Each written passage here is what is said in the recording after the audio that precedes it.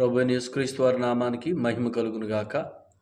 ప్రభు అయిన యేసుక్రీస్తు వారి శ్రేష్టమైన నామంలో మీ అందరికీ ప్రేమతో వందనాలు తెలియజేసుకుంటూ, ప్రభు తన మహా గొప్ప కృప చేత మనం విశ్వాసంతో జీవించడానికి, విశ్వాస మూలంగా జీవించడానికి విశ్వాస వాక్యాన్ని ఇస్తూ ఉన్నారు. అందుకే ప్రభువుకు కృతజ్ఞతలు చెల్లిస్తూ ఉన్నా. హెబ్రీ పత్రిక 4వ అధ్యాయం నుంచి ప్రభు మనతో మాట్లాడుతూ ఉన్నారు. అందుకు ఆయనకే మహిమ కలుగును గాక. హెబ్రీ పత్రిక 4వ అధ్యాయం ఆఖరి వచనాన్ని మనం చదువుకుందాం. చూడండి. గనుక మనము కనికరింపబడి సమయోచితమైన సహాయం కొరకు కృప పొందినట్లు ధైర్యంతో కృపాసనం నద్దకు చేరుదుము. 14వ వచనం.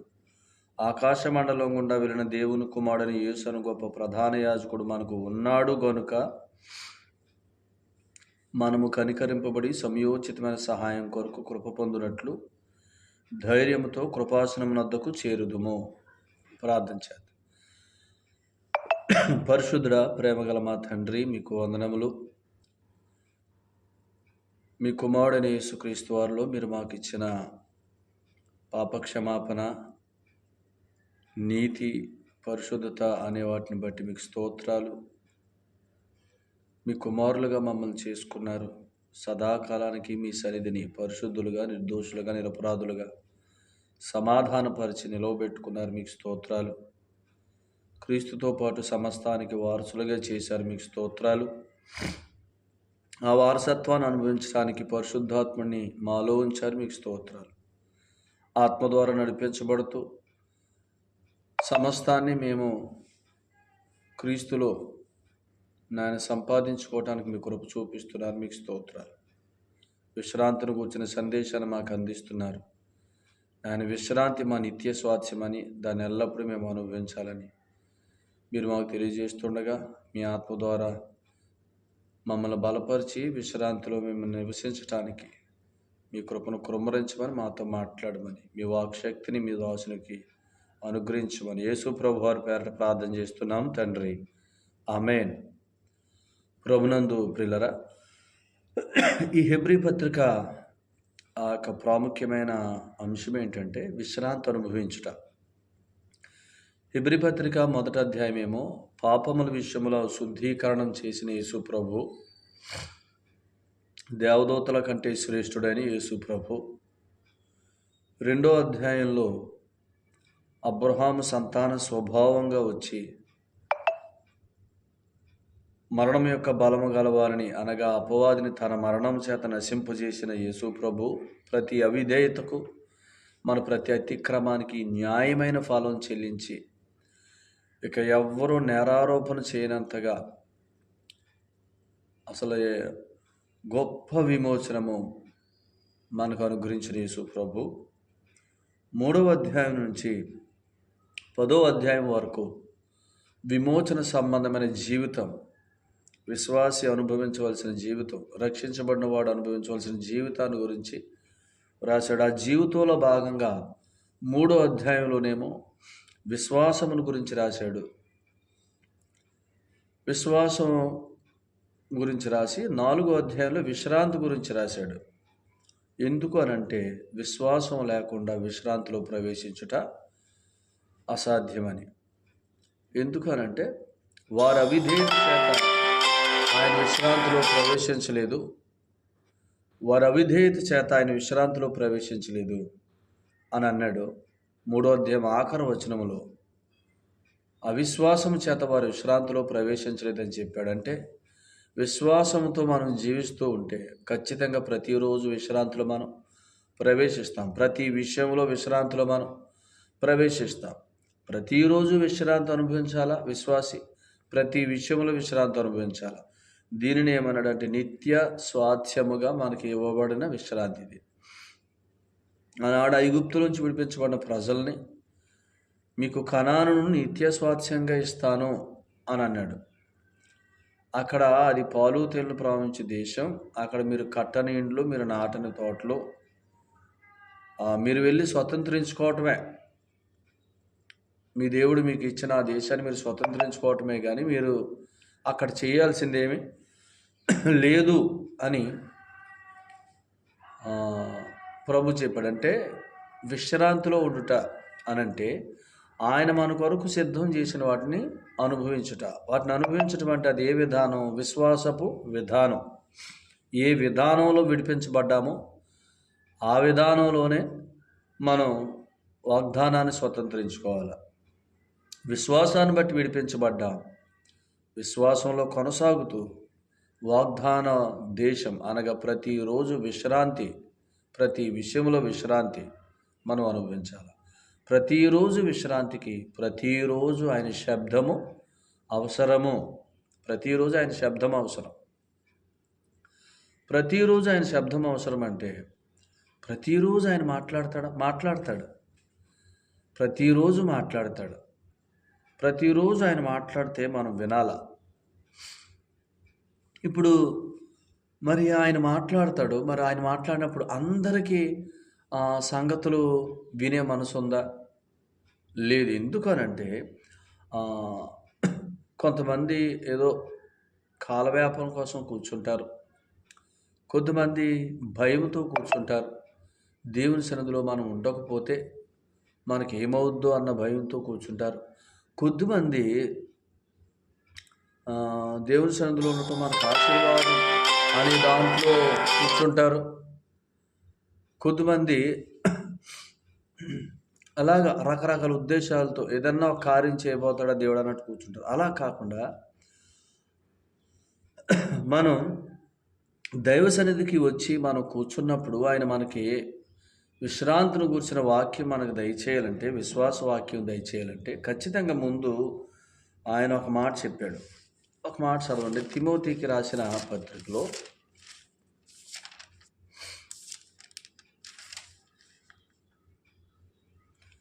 మొదటి పత్రిక, తిమోతికి రాసిన మొదటి పత్రిక 3వ అధ్యాయం 9వ వచనం చదవండి. విశ్వాస మర్మమును పవిత్రమైన మనస్సాక్షితో గైకొను వారై ఉండవలెను. చూడండి, విశ్వాస మర్మమును పవిత్రమైన మనస్సాక్షితో గైకొను వారై ఉండాలన్నాడు. విశ్వాస మర్మం అంటే ఏంటి? విశ్వాస మర్మం అంటే మనం వింటున్న వాక్యం, విశ్వాస వాక్యం అని అంటే విశ్వాస మర్మము అని అన్నాడంటే దేవుని మర్మము ప్రభు అయిన యేసుక్రీస్తు వారే. ఇప్పుడు మంచి మనస్సాక్షి లేకపోతే విశ్వాస మర్మము మనం గైకొనలే. మనం వింటున్న వాక్యంలో ప్రభు మనకి ఏ సందేశం ఇస్తున్నాడు, నాకు ఏ సందేశం ఇస్తున్నాడు, ఏ విషయంలో నన్ను విశ్రాంతిలోకి నడిపిస్తాడో అన్నట్టుగా మనం వినాలా. విశ్వాస వాక్యమే మనం వినే విశ్వాస వాక్యమే విశ్రాంతిలోకి నడిపించేది. కానీ అందరికీ విశ్రాంతి కావాలి, కానీ అందరూ వాక్యాన్ని అది నా విశ్రాంతికి మూలమైన వాక్యం అని ఎంచుకొని వినట్లా. అందరూ వాక్యాన్ని ఎలా ఎంచుకుంటున్నారో ఒక్కొక్కరు ఒక్క విధంగా. వెళ్తే మేలు జరుగుద్ది, అక్కడ ఉంటే మంచిది, ఓ పూటన్న అక్కడ గడిపితే మంచిది అనే దాంట్లోకి వెళ్ళిపోతున్నారు. కానీ విశ్వాస మర్మం అంటే విశ్వాస వాక్యం అంటే క్రీస్తును గూర్చిన వాక్యము, మంచి ఉపదేశము. ఈ ఉపదేశము ద్వారా మనం ఏం చేస్తాం? విశ్రాంతిలోకి వెళ్తాం. ఇలాగున మనం కూర్చున్నప్పుడల్లా ప్రభు మన విశ్రాంతిని గురించిన సంగతులు మనకు తెలియచేయాలి అని అంటే ఖచ్చితంగా మనకు మంచి మనస్సాక్షి అవసరం. మంచి మనస్సాక్షి అంటే నేను దేవుని కుమారుణ్ణి, యేసు ప్రభునందు విశ్వాసం మూలంగా నా పాపాలు దేవుడు క్షమించాడు, నన్ను నీతిమంతుడిగా, పరిశుద్ధుడుగా, తన కుమారుడుగా క్రీస్తుతో పాటు పరలోకంలో కూర్చోబెట్టుకున్నాడు. ఇది అరగాల్సిన సంగతి. ప్రతి వ్యక్తి కూడా యేసుప్రభుని నమ్మిన ప్రతి వ్యక్తి యేసుప్రభునందు విశ్వాసం మూలంగా నేను నీతిమంతుడిని, దేవుని కుమారుడిని, క్రీస్తుతో పాటు వారసునుగా నన్ను పరలోకంలో కూర్చోబెట్టాడు పరలోకపు తండ్రి. ఆ పరలోకపు అనుభవాలతో కూడిన జీవితం,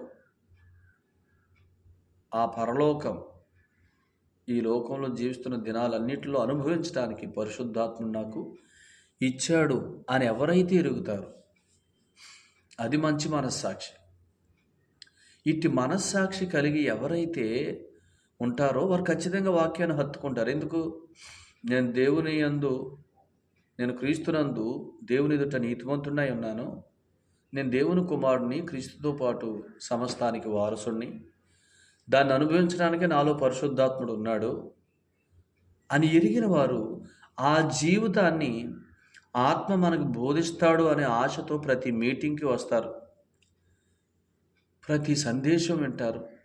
ఖచ్చితంగా అలా వచ్చిన వారు ఎవరైతే పవిత్రమైన మనస్సాక్షి అన్నాడు దాన్నే, నేను దేవుని కుమారుణ్ణి, నేను క్రీస్తునందు దేవుని ఎదుట నీతిమంతుడిగా తీర్చబడ్డాను, నేను దేవుని కుమారుణ్ణి, యేసుక్రీస్తుతో పాటు దేవునికి నేను వారసుడిని, ఆ వారసత్వాన్ని నేను అనుభవించడానికే పరిశుద్ధాత్ముడు నాలో ఉన్నాడనే మంచి మనస్సాక్షి ఎవరైతే కలిగి ప్రతి మీటింగ్కి వస్తారో అలా వచ్చిన వారికి ఆయన విశ్వాసవాక్యం ఇస్తాడు. ఆ వాక్యాన్ని పట్టుకుంటే ఆ వాక్యమే మనల్ని విశ్రాంతిలోనికి నడిపించే వాక్యం. అందుకనే ఆ మనస్సాక్షి మనం పోగొట్టుకోకూడదు. యేసు ప్రభునందు విశ్వాసం మూలంగా మనం దేవుని కుమారులమయ్యాం, నీతిమంతులమయ్యాం, క్రీస్తుతో పాటు వారసులమయ్యాం, ఆత్మకు నిలయాలమయ్యాం. ఇది యేసు ప్రభునందు విశ్వాసం మూలంగా జరిగింది. దేవుడు దీన్ని జరిగించి ప్రభువైన యేసుక్రీస్తు వారు పరలోకానికి వెళ్ళిపోయారు. అసలు ఇది ఇంకా ఎవ్వరూ తీసేయలేని స్థితి. మనమేం చేసినా పోదో, ఎవరేం చేసినా పోదు ఈ స్థితి. అందుకని దాని విషయంలో మీ మనసులో ఎప్పుడూ కలవరం ఉండకూడదు. దాన్నే మంచి మనస్సాక్షి అన్నాడు. ఆ మంచి మనస్సాక్షిని ఎల్లప్పుడూ ఎవరు కలిగి ఉంటారో వారికి ప్రభు ఇంకా తను ప్రత్యక్షపరుచుకుంటాడు. మంచి మనస్సాక్షి ఉన్న చోట తను కూర్చున్న విశ్వాస మర్మాన్ని ఇంకా ఆయన తెలియజేస్తూ ఉంటాడు. విశ్వాస వాక్యములు ఆయన కూర్చున్న మర్మాలు ఇంకా తెలియజేస్తూ ఉంటాడు.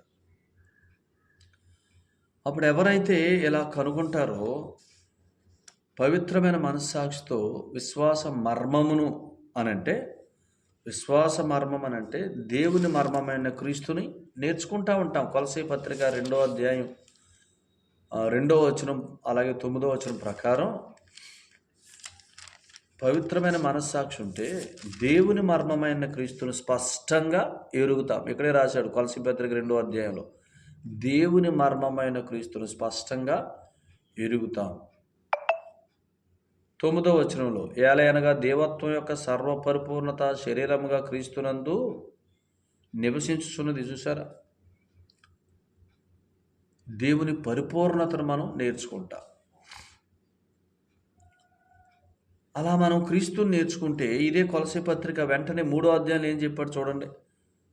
2వ అధ్యాయంలో దేవుని మర్మమైన క్రీస్తును స్పష్టంగా గ్రహించాలి, ఎందుకంటే దేవత్వం యొక్క సర్వపరిపూర్ణత క్రీస్తులో ఉంది అని చెప్పి వెంటనే 3వ అధ్యాయంలో మనకు జీవమైన క్రీస్తు అని అన్నాడు. ఇప్పుడు చూడండి, ఎవరి మనస్సాక్షి అయితే పవిత్రంగా ఉంటుందో, ఎవరైతే నేను యేసుప్రభు రక్తంలో కడగబడ్డానో, ఆయనందు విశ్వాసం మూలంగా పాపక్షమాపణ పొందాను, దేవుని ఎదుట నీతివంతుడుగా, దేవుని కుమారుడుగా, క్రీస్తుతో పాటు వారసుడుగా నేను కూర్చోబెట్టబడ్డాను, ఆ పరలోకపు ఆ వారసత్వాన్ని, ఆ జీవితాన్ని, సమస్త విషయాలను ఇక్కడ అనుభవించడానికి పరిశుద్ధాత్ముడు నాలో ఉన్నాడు. ఆత్మ ద్వారా నా మనస్సాక్షిని నేను కాపాడుకుంటే ఖచ్చితంగా ఆయన విశ్వాస మర్మాన్ని అనగా క్రీస్తును కూర్చున్న మర్మాలు నాకు ఆయన కనబరుస్తాడు. అప్పుడు ఆ మర్మం ఆయన నాతో మాట్లాడతాడు, విశ్వాస వాక్యం ఇస్తాడు, విశ్రాంతి వాక్యం ఇస్తాడు. ఆ వాక్యం అంటే ఎవరు చెప్పండి? మనకు జీవమైన క్రీస్తు. పవిత్రమైన మనస్సాక్షితో మనం వాక్యాన్ని తీసుకుంటుంటే వాక్యములో ఉన్న క్రీస్తు మనకు ప్రత్యక్షమవుతాడు. క్రీస్తు ఎవరు? దేవుని మర్మం. క్రీస్తు ఎవరు? దేవత్వం యొక్క సర్వపరిపూర్ణత. ఆ క్రీస్తు ఎవరు? మన జీవం. అంటే యేసు ప్రభువుని మనం ఎంతగా ఎరుగుతున్నాం అంతగా మన జీవాన్ని మనం ఎరుగుతున్నాం. అందుకనే జీవాన్ని ఎరుగుతున్నాం అంటే క్రీస్తును ఎరుగుతున్నాం. ఇంకొక మాట యోహాను సువార్త 14:23లో నన్ను ప్రేమించువాడు నా మాట గైకొనును అని అన్నాడు.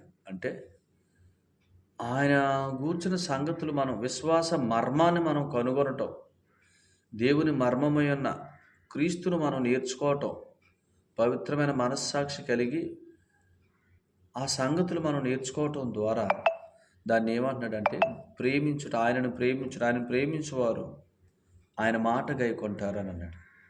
అని చెప్పి ఏమన్నాడు యోహాను 14:23లో నన్ను ప్రేమించువాడు నా మాట గైకొనును, అప్పుడు నేను వానికి కనబరుచుకుందును. ఆయన ప్రత్యక్షమవుతాడు, ఆయన ప్రత్యక్షత ఇస్తాడు. అలాగనే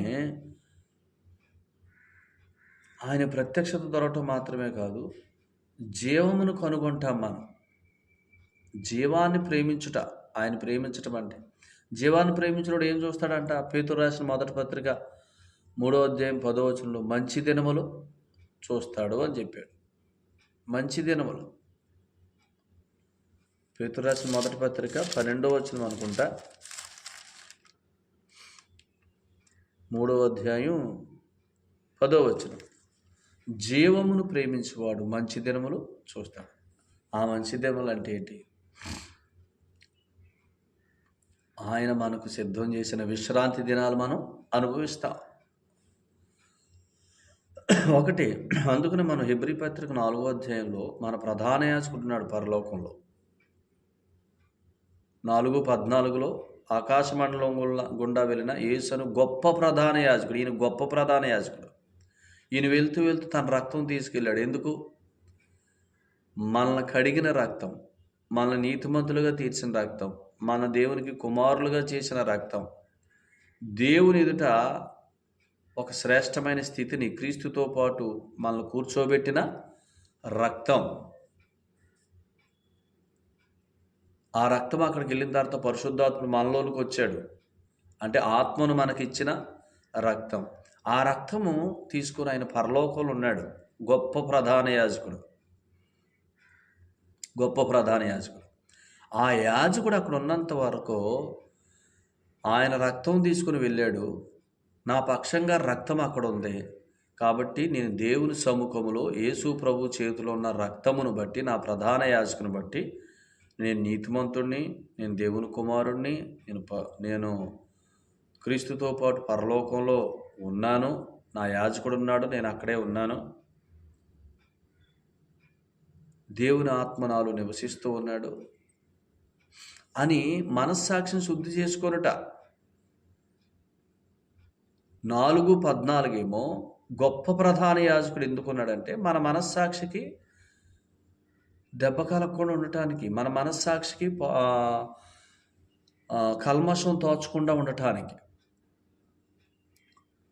వెంటనే మనస్సాక్షికి ఎప్పుడైతే కల్మషం తోచలేదో తర్వాత జరుగుతున్న సంగతి ఏంటి? చదవండి.